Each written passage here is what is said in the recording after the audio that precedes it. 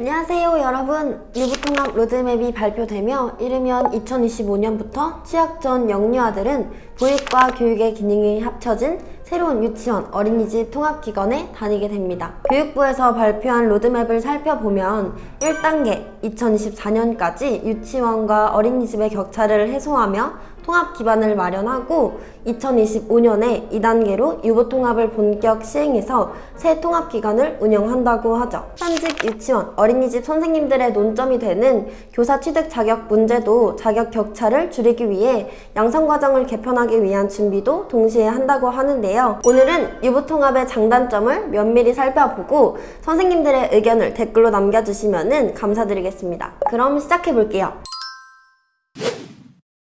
현직 유치원, 어린이집 선생님들 그리고 우리 학부모분들은 이미 유보통합 소식을 들으셔서 아시는 분들도 많으시겠지만 유보통합이 뭔지 잘 모르시는 분들은 위에 영상을 한 번 더 시청해주시고 오신다면 조금 더 빠른 이해가 되실 겁니다. 자, 그럼 본격적으로 유보통합의 장점과 단점이 무엇인지 먼저 알아보겠습니다. 우선 첫 번째 장점, 높은 수준의 교육을 무상으로 받을 수 있습니다. 유보통합의 가장 큰 장점은 우리 아이들에게 있습니다. 무상으로 높은 수준의 교육을 동등하게 받을 수 있다는 거죠. 어린이집은 보건복지부, 유치원은 교육부에서 관리하는 개념이다 보니까 영유아가 어느 곳에 취약하느냐에 따라 학부모의 부담금, 여건, 교육, 보육의 질이 차이가 났었거든요.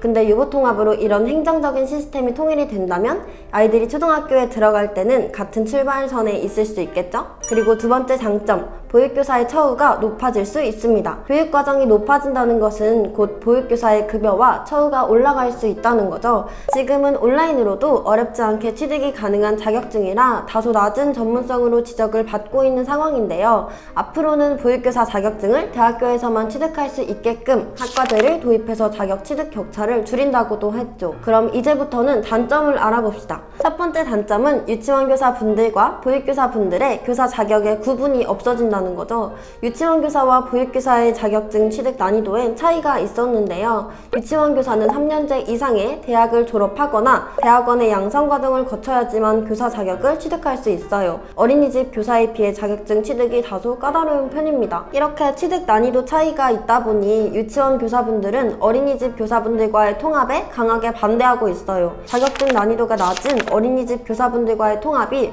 역차별이라는 유치원 교사분들의 입장입니다. 그리고 이 문제에서 유치원 선생님들의 반발만 있는 것은 아닙니다.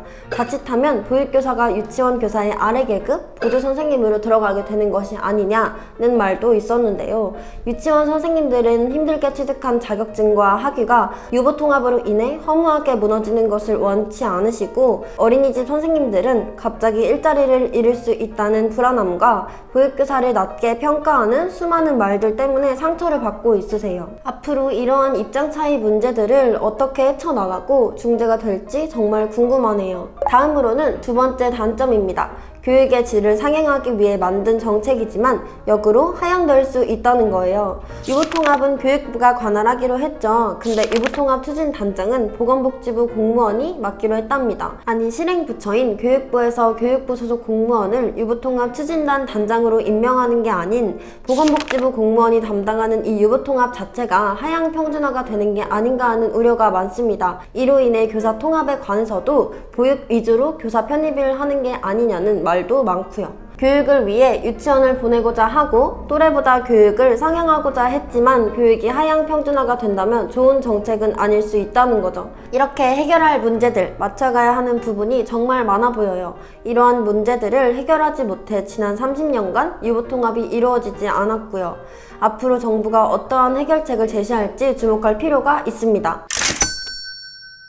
지금 이 유보통합에 대해 여러가지 문제점의 시작은 교사 자격이 다르다는 것 같아요. 제가 많은 어린이집 선생님들과 유치원 선생님들의 의견을 나눠봤을 때 학력적인 부분도 많이 개선하려고 하시고 심지어 10년, 아니 20년 전에 보육교사 교육원에서 1년 과정으로 보육교사 3급을 취득한 후에 고등학교 졸업자의 학력으로 근무하시는 선생님도 계시더라고요. 물론 자격 자체는 보육교사 1급으로 승급했다지만 이제는 학력적인 리스크가 따라오는 듯해요. 이 외로도 전혀 다른 전공에 2, 3, 4년제 학위를 가지고 계신 선생님들이 많거든요.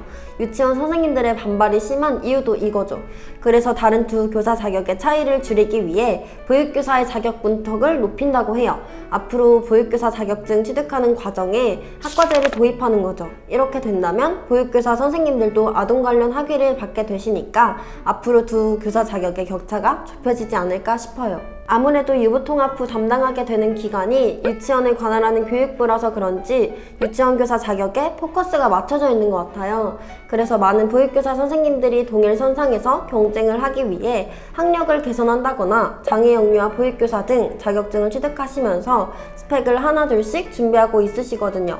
앞으로 통합이 된 기관에서 근무를 하시려면 아동 관련 학위가 필요해 보이긴 합니다. 아무래도 아이들의 교육도 맡겨야 하기 때문에 원장 선생님도 학부모의 시선이 신경 쓰이실 거고요.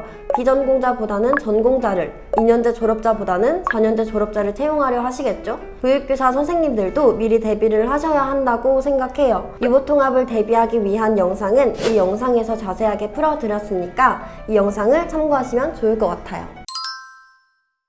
제가 유보통합 관련 내용들을 찾아보면서 각자 입장이 너무 다르다 보니까 서로 기분 상할 수 있는 말들도 정말 많이 하시더라고요.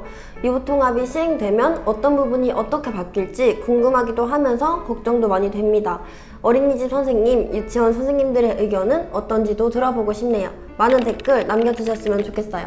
오늘 저의 영상은 여기까지입니다. 교사 자격에 관해 도움이 필요하시거나 궁금하신 부분이 있으시다면 영상 아래 상담 링크나 댓글에 있는 실시간 카톡 링크로 상담 문의를 남겨주시면 됩니다. 또 유보통합에 관한 소식이 발표되는 부분이 있으면 빠르게 가지고 올게요. 지금까지 가시TV 권길이었습니다. 다음 영상에서 만나요. 안녕! 더 궁금하신 점이 있거나 영상에 나온 선생님과 상담을 원하시면 PC는 제목 아래에 있는 더보기란을 클릭, 상단에 있는 상담 링크를 클릭하셔서 문의를 남겨주시면 됩니다. 모바일은 화면 아래에 있는 더보기란을 터치, 상담 링크를 확인해보세요. 카카오톡 상담은 댓글에 있는 링크를 클릭하셔서 궁금하신 내용 남겨주시면 빠르게 답변 도와드리겠습니다.